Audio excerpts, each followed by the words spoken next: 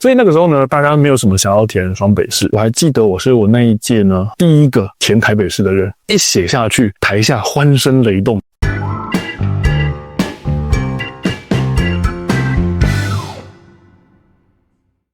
Hello， 大家好，我是93先生，很高兴你继续收听这个频道，让你朝安全又迈向一步。嗨，我是晶晶，大家晚安。晚安。那上回提到呢，我进入警专之前的故事，那我想要今天接续上一次的进度啊。那其实呢，说真的，警专的生活有蛮多有趣的事情啦，所以我想呢，我想要分享的重点会放在后来开始接近我们要参加特考的时候。对，因为我们虽然说是警专毕业，可是你还是要参加国家特考，及格了你才能够当消防人员。大家这个特考压力都还蛮大的。可是我自己啦，我坦白说，我那时候还蛮嚣张的，就是我对自己的这个考试还蛮有信心的。所以真的得找你喜欢的事情，才有动力继续下去。不然你念什么做什么都好痛苦。对啊，如果不喜欢的话，真的有你喜欢的事情的时候，你动力自然而然就会注入到你体内。当时我觉得我后来跟同学分享考试心得，我其实觉得有一件很重要的事情，请认真的看待每一次的模拟考。那模拟考呢，其实通常会办好几次。那我们就有些同学会有一种态度，这个模拟考时间快要到了，可是我的书还没念完，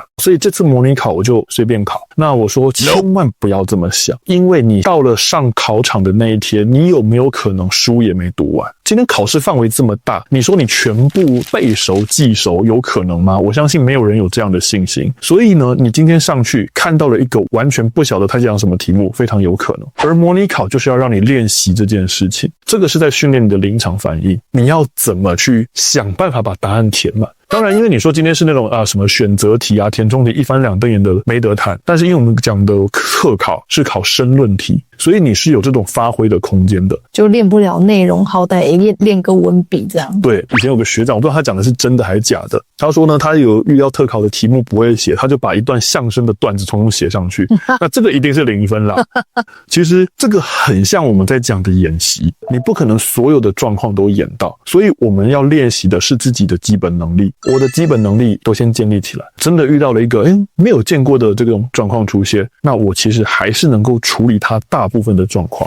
所以后来呢，就这样子很顺利的拿到了可以成为消防人员的资格，就是要进入职场。那我们那时候就分发嘛，他会依照你的在校成绩加上你的特考成绩，然后去决定你可以选择分发的顺序。当年呢，会去在每个县市开不同的缺，通常啦，双北市的缺是最多的，其他中南部的县市他们的开的缺就很少。好，那为什么双北市永远会是最多开缺的呢？当然就是因为这两个地方超级难待的，双北市这个消防人员的移出率是蛮高的，所以呢，我们常常以前会开一个玩笑，你在双北市待了5年，已经是分队扛把子了，被挡到出去。对，然后你很多学弟，然后他说你在那个其他县市另外可以待了10年，你还是那个分队里面最菜的一个。然后那个调来的呢，一个比一个资深，所以那个时候呢，大家没有什么想要填双北市。可是我本来就台北人，我还记得我是我那一届呢第一个填台北市的人，一写下去，台下欢声雷动。当兵一定经历过了，那个抽签的时候，那个金马奖抽起来一个是一个。那其实消防队里面呢，我们的这个工作性质其实非常的多。我在当了消防队没多久之后，我就觉得说，我想要把我的心血投注在防灾教育训练上面。为什么？因为比较好玩。因为很多人都会想要去当 TP， 就是想要去当高级救护员。遇到你，我第一次听到有宣导这种东西。是的，因为坦白讲，抢救类的、救护类的、安检类的、宣导类的，其实宣导类的是最没有制度，也没有一个比较完整的训练体制跟系统，没有任何一个证照，所以我觉得很少有消防队目标放在这个方向。那再加上我觉得啦，大部分的消防人员都是这个刚毅木讷、不善言辞的人。那真的所以你要他上台跟着100多个观众讲话呢，像要他的命一样。对啊，而且你还要自己弄简报、备课什么的。没错，我偏偏就刚好兴趣就在这个地方。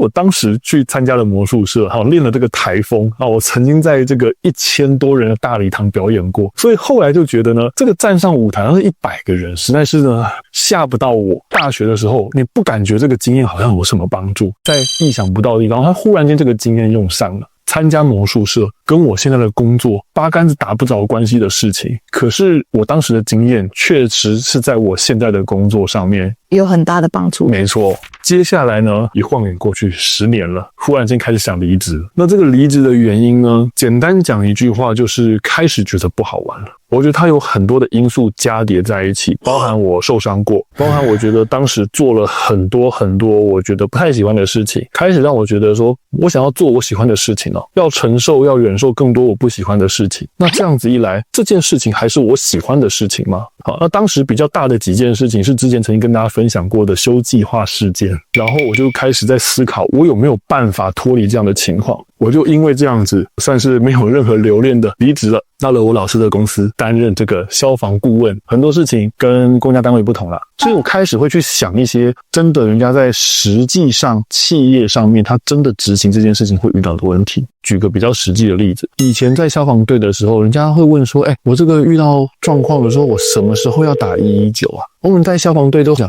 反正你发生火灾就打119。实务上呢，尤其是一些大型的知名企业，他们实在是不能这么做。没错，消防队讲那样子没有错，但对他们来说，他们实在是无法这样执行，没有解决到人家的问题。有没有办法更实务上的去解决人家这样的困扰，而不是再像以前一样，我给你一个标准答案，但可能不是你可以办得到的答案。离开了消防队，现在有没有觉得这个选择是不好的？对啊，你会不会后悔？因为毕竟那么高薪的工作。那我觉得我自己的原则，尽量不去后悔过去曾经做过的任何事情。因为呢，我觉得过去的所有选择，跟我过去所舍弃的一些选择，对我来讲都是有影响的，有好有坏。只要呢，你做的是你当下最想做的事情，那绝对就是最好的选择了。不要让别人去定义什么是你的成功。所以呢，我想呢，我们今天的分享呢，就到这边。那么希望今天的分享内容对大家有所帮助。如果各位有从这集获得收获的话呢，请按赞、订阅、分享我们的影片。你现在做的工作是你喜欢的事情吗？欢迎底下留言。那今天就到这边咯，下次再见，拜拜。那个时候还出现一个情况，就是我们晚上10点的时候本来应该要熄灯睡觉，可是我们很多同学呢继续熬夜念书，可是呢我都是10点钟准时跑去睡觉的那一个。早上呢6点会被叫起床，集合的时候呢我就会露出一脸很爱困，我还没睡饱，我们6点被叫起来，我实在是很累那种表情。那其他人不就累烦了？对，然后同学看到我的表情还会跟我说，你很过分哦。困鬼呀没？对，他说你睡那么久，然后还一副爱睡的样子，我们才睡几个小时，你在我们面前摆这种表情，奇怪了。我不管前一天几点睡，我隔天早上6点钟这么早醒来，我就是要一脸那个睡不饱的表情，怎么着？就像你想想看，我前一餐吃到饱，我到了下一餐的吃饭时间，我肚子还是会饿啊。我同学听到就说，不对，这种事情应该还是只有你才会这样子。对啊，因为我中午就吃到饱，我晚上就对，因为我食量大，所以我只要时间到就会肚子饿。